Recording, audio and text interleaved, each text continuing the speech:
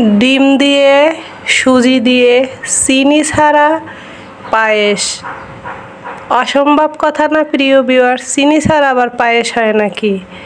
তো আজকে আমি আসসালামু আলাইকুম প্রিয় ভিউয়ার্স, আপনারা কেমন আছেন? আশা করি আপনারা ভালো আছেন। আমিও আল্লাহর রহমতে ভালো আছি।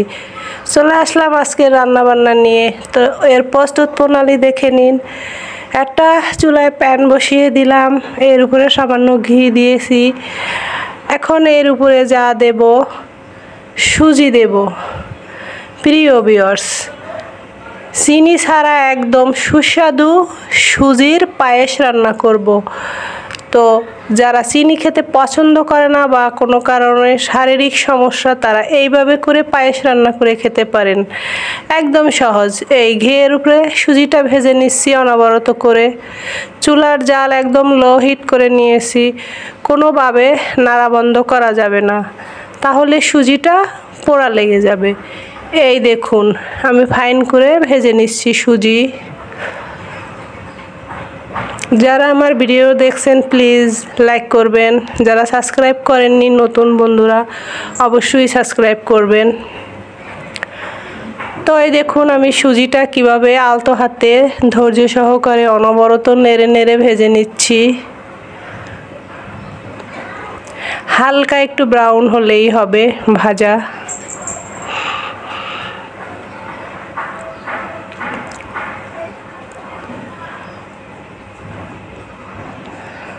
তো মোটামুটি ভাজা হয়েও আসছে সুজিটা।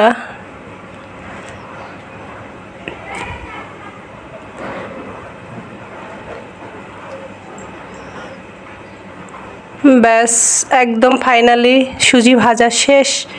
এবারে এর সঙ্গে যা দেব, লিকুইড দুধ দিব। আগে আমি জাল করে ঠান্ডা করে রেখেছি। দুধ দিব না, অল্প করে দিয়ে আগে সুজির সঙ্গে ভালো করে এই যে মিশিয়ে নিচ্ছি প্রিয় ভিউয়ার্স। তাহলে আর সুজিটা দলা পেকে যাবে না, আর একবারে দিতে গেলে ওই নাড়তে নাড়তে দলা পেকে যাবে। তাই প্রথমে অল্প করে দুধ দিয়ে আমি নেড়ে নিলাম। এবারে সবটুক দিয়ে দেব। ব্যাস এখন অনবরত করে নেড়ে সুজির সঙ্গে মিশিয়ে নেব। অবশ্যই চুলার জাল এই সুজির পায়েস রান্না করলে একদম লো হিটে করতে হবে, তা না হলে দ্রুত শুকিয়ে যাবে আর সুজিটা সেদ্ধ হবে না। যাই হোক, আমি ভালোভাবে নেড়ে চেড়ে নিচ্ছি প্রিয় ভিউয়ার্স।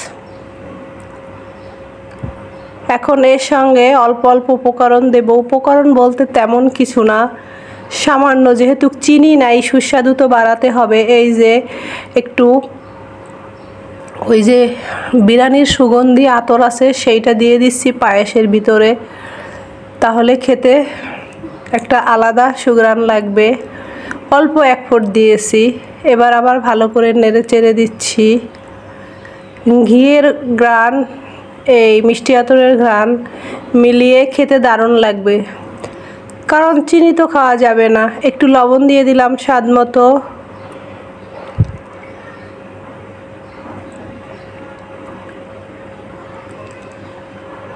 এইটা বাচ্চাদেরও খাওয়ানো যাবে, বয়স্ক মা বাবা যারা চিনি খেতে পছন্দ করে না তারাও খেতে পারবে। দিয়ে দিলাম অল্প করে একটা এলাচ দানা, আরও সুগন্ধি বাড়াবে।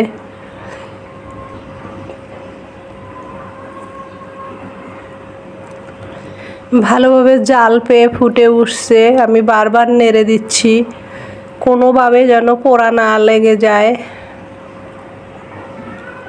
এবার একটু পাউডার দুধ দিয়ে দিলাম। একদম হালকা চিনি চিনি এবার লাগবে, এই পাউডার দুধটা দেওয়ার কারণে হালকা মিষ্টি লাগবে।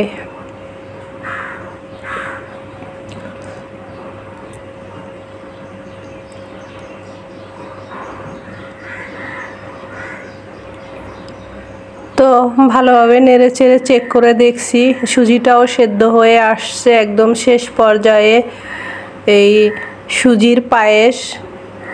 আর একটা উপকরণ দিব শেষে নামানোর পরে। দেখুন এই যে নামানোর আগে একটা ডিম দিয়ে দিচ্ছি। ডিমটা দিলে এই সুজির পায়েসটা খেতে অসম্ভব টেস্টি হয় প্রিয় ভিউয়ার্স। কি বলবো, তো ডিম দেওয়ার সঙ্গে সঙ্গে একদম থামা যাবে না, একদম অনবরত নেড়ে নেড়ে নেড়ে নেড়ে সুজির সঙ্গে ভালো করে মিশিয়ে নিতে হবে। তো এই দেখুন আমি কিভাবে নেড়েচেড়ে মিশিয়ে দিলাম। অলরেডি সেদ্ধ হয়ে গেছে সুজি রান্না আমার। পায়েস একদম ঘনও হবে না, পাতলাও হবে না। ডিমটা দেওয়া শেষ, এবারে 1-1.5 মিনিট পরে নামিয়ে নেব।